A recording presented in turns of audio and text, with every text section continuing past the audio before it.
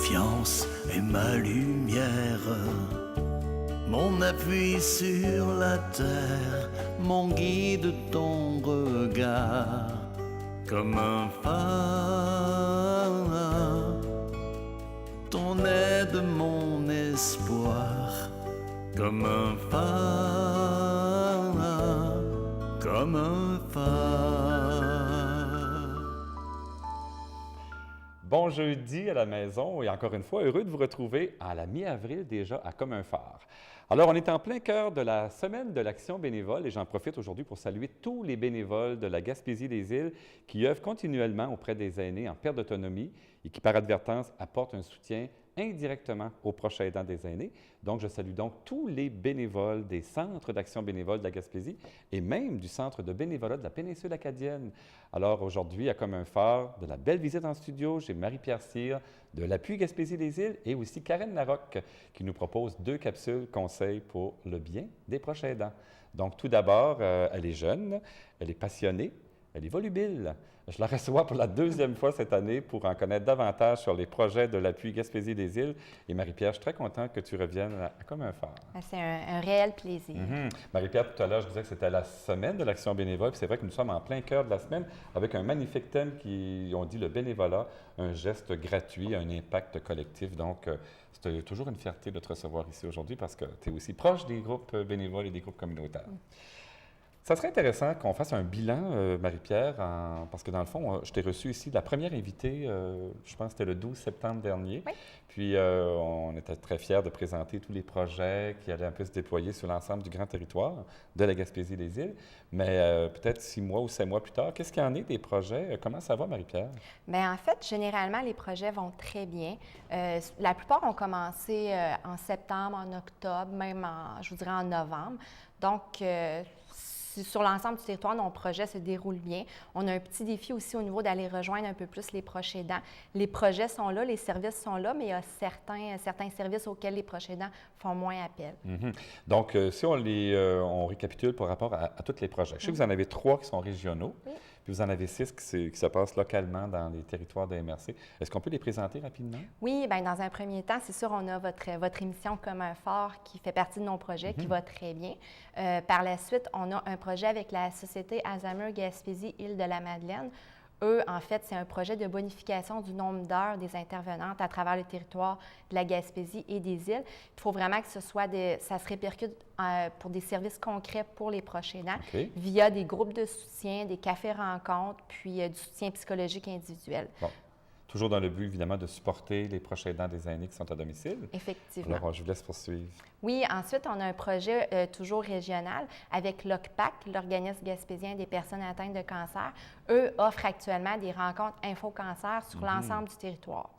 Donc, l'OCPAC, évidemment, on fait toujours référence aux proches aidants des aînés, bien, en fait, des personnes atteintes de cancer qui sont des aînés. C'est ça, Marie-Pierre? Oui, effectivement. Puis, l'OCPAC, son projet est déployé partout sur le grand territoire? Oui, même aux îles de la Madeleine. Jusqu'aux îles? Oui. OK. Alors, je vous laisse poursuivre. Oui, ensuite de ça, si on va un peu plus au niveau des projets locaux dans chacune des MRC, dans un premier temps, on a dans la MRC Rocher-Percé, on a un projet qui est porté par Vision Gaspé-Percé-Nord. C'est un projet qui a pour but d'offrir des formations avec Karen Larocque. Donc, la première série de formations avec Karen Larocque vient tout juste de se terminer. Puis, ils vont commencer une 2e série prochainement. Puis, on a aussi eu des cafés-rencontres qui ont eu lieu là, dans chacune des localités de la MRC. Marie-Pierre, Karen Larocque est très populaire à travers la Gaspésie par rapport à l'ensemble des projets de l'appui. Même, je dirais, sur le plan provincial, parce que Karen se promène un peu partout. Elle est très sollicitée sur la Côte-Nord, un peu partout. L'émission Comme un phare, à chaque 2 semaines, on la reçoit, Karen Larocque. Et aujourd'hui, à l'émission, on a 2 capsules de Karen. Puis, je pense qu'on va d'abord écouter la première capsule. Karen, aujourd'hui, avec tous ses bons conseils, va nous parler des fantaisies que doivent en fait avoir les proches aidants, les proches aidantes des aînés. Donc, on écoute ensemble Karen Larocque, puis on revient faire le tour de nos projets dans les prochaines minutes. Parfait. Okay.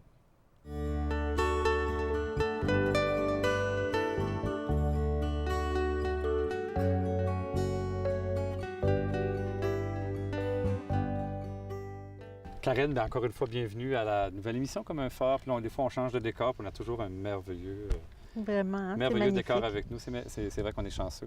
Karen, mettons une personne qui vit sous le même toit avec une personne aînée. Là, on va prendre un exemple, peut-être une personne qui est aidante de sa mère qui est atteinte de la maladie d'Alzheimer. Est-ce qu'on est capable de penser que cette personne-là peut occasionnellement ou quelquefois avoir des fantaisies de dire j'aimerais ça partir en voyage, prendre du temps pour moi, peut-être m'absenter une semaine ou deux? Est-ce que c'est fréquent?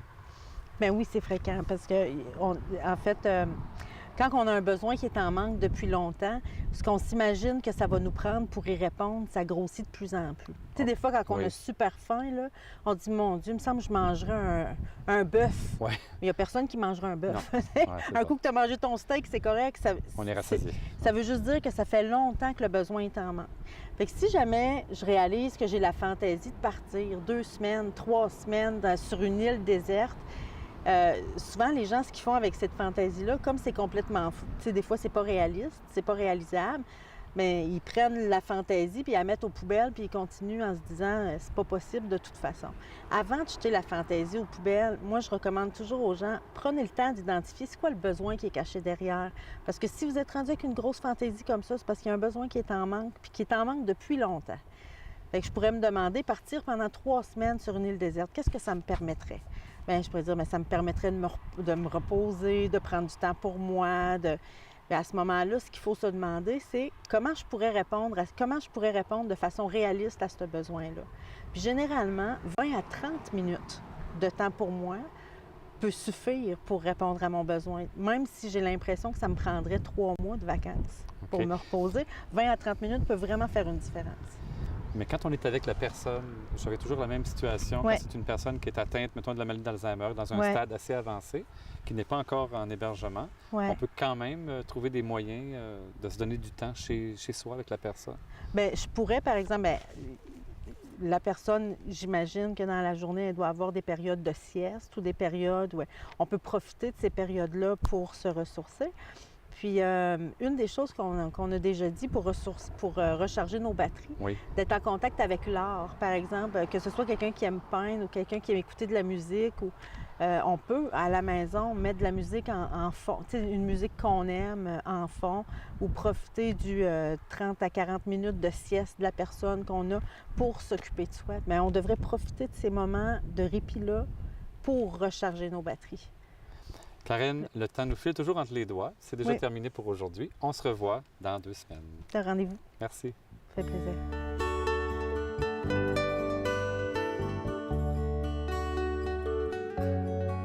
Avec Karen, je pense qu'on manque toujours de temps, Marie-Pierre. Je me promets l'année prochaine que probablement que les capsules de Karen vont être un peu plus prolongées.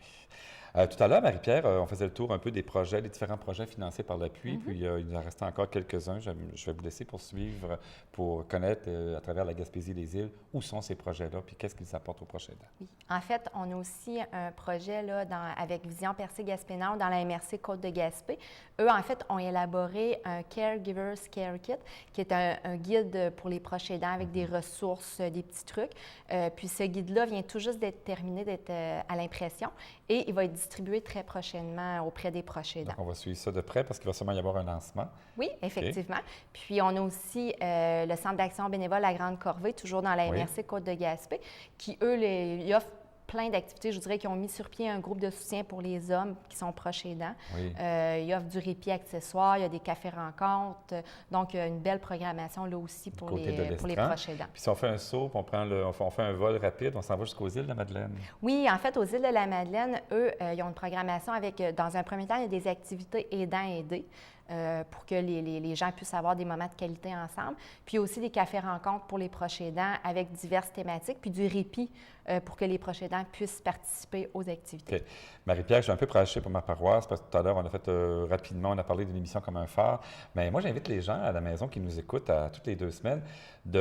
On peut toujours aller revoir l'émission comme un phare sur le site de l'appui.org ou le site de CHAU-TV. Puis je vous inviterai aussi sur la page Facebook de Comme un phare, allez faire un tour, allez fouiner, puis donnez-nous des commentaires commentaires sur l'émission. Peut-être aussi, vous pourriez nous apporter des idées de différents sujets qu'on pourrait ici même parler à l'émission.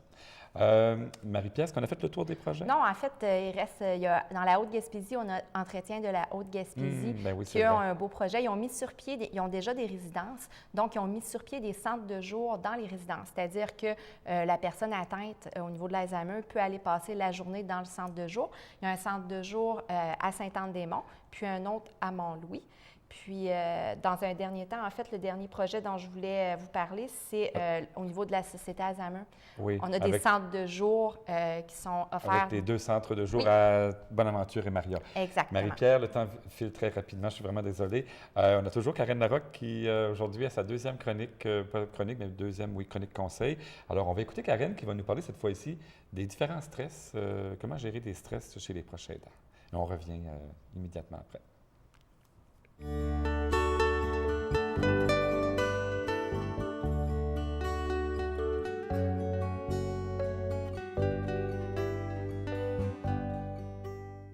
Karen, à l'été 2012, en fait, juste au moment de l'implantation de l'appui Gaspésie-les-Îles, il y avait différents focus group qui avaient lieu sur l'ensemble du territoire. Ouais. Puis, en fait, il y avait une spécialiste, une personne qui était mandatée par l'appui pour rencontrer des proches aidants, pour voir, en fait, vérifier qu'est-ce qu'il y avait, comment ils vivaient leur situation, puis qu'est-ce qu'il y avait comme besoin réel à cette époque-là pour bien mettre sur pied la nouvelle organisation. Puis on a remarqué, en fait, ce qui est ressorti, les gens vivent beaucoup de stress. Ouais. Une fois qu'on se rend compte qu'on est rendu proche aidant pour la situation, différentes situations, proche aidant d'un aîné, évidemment, qu'est-ce que tu aurais à nous dire aujourd'hui pour essayer d'enrayer au moins, amoindrir le grand stress que cela occasionne? Bien, en tout cas, je vais avoir un truc à te transmettre pour faire à croire à notre cerveau qu'on n'est pas stressé. Je vais y revenir après. C'est possible, ça? Oui, c'est possible. Okay. En fait, bien, c'est important de savoir que le stress, c'est très dommageable pour la santé. Les humains, c'est correct, on a des mécanismes pour être stressés, mais le stress devrait être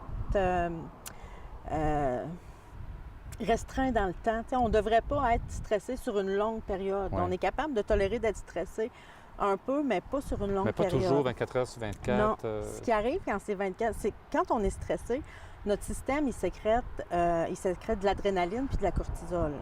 L'adrénaline, ça nous garde en état d'éveil. Ouais. Fait que si je suis stressée et j'ai toujours de l'adrénaline dans le corps, je vais avoir bien de la misère à m'endormir. Puis ça rend aussi hyper vigilant. Fait qu'il y a des gens qui peuvent devenir anxieux à force d'avoir tout le temps de l'adrénaline dans le corps.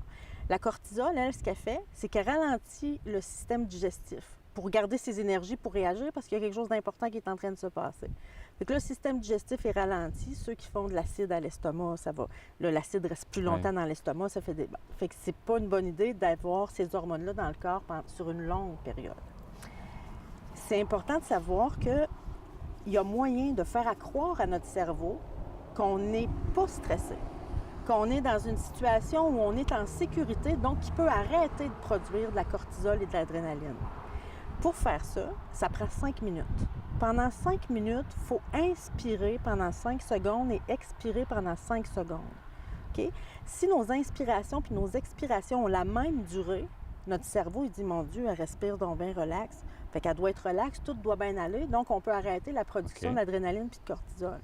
Puis là, à la place, le cerveau, il va sécréter les hormones de la relaxation puis du bien-être. Fait que ça prend 5 minutes. Pour vous aider, il faut aller voir ceux qui ont accès à Internet, aller faire une recherche sur Internet, cohérence cardiaque vidéo. Vous allez avoir des vidéos qui durent 5 minutes avec une petite boule qui monte puis qui descend pendant des 5 secondes. T'inspires quand elle monte, t'expires quand elle descend. Ça nous donne la technique de comment le faire. Exact. Puis ça prend 5 minutes, puis vous allez voir, c'est assez impressionnant comme combien c'est efficace.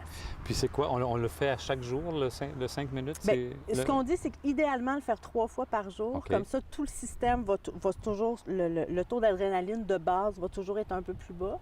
Mais on peut s'en servir ponctuellement. Si là, je réalise que, mon Dieu, je suis bien stressée, puis on dirait que je n'arrive pas à me calmer. 5 minutes, inspiration 5 secondes, expiration 5 secondes, puis vous allez voir, la différence est vraiment impressionnante. Karen, malheureusement, on avait juste 3 minutes pour parler de ce magnifique 5 minutes-là. On espère à la maison que les gens vont pratiquer cette nouvelle technique, puis on pourra en rediscuter dans une autre émission. Merci, on se revoit dans 2 semaines. Bye-bye. Bye.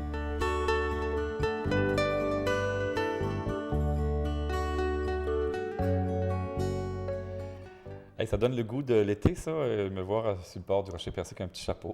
Ça donne le goût du printemps. Marie-Pierre, évidemment qu'il y a un beau projet qui s'en vient à l'appui rapidement parce qu'il nous reste environ à peine 1 minute. C'est celle d'une exposition qui circule à travers le Québec. Qu'est-ce qu'il y en est? Oui. Une exposition de photos. Oui, en fait, c'est une exposition photo qui veut vraiment souligner le travail des proches aidants. C'est des photos, on en voit ici, là, des photos avec les personnes, le proche aidant puis l'aider.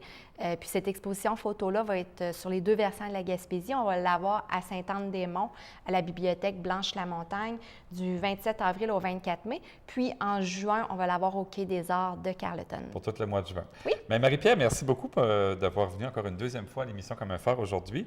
Alors moi, j'inviterai les gens à la maison de revenir dans 2 semaines à l'émission Comme un phare. Et en attendant, allez faire un peu du fouinage sur Facebook ou sur le site de CHEU TVA. Bonne semaine!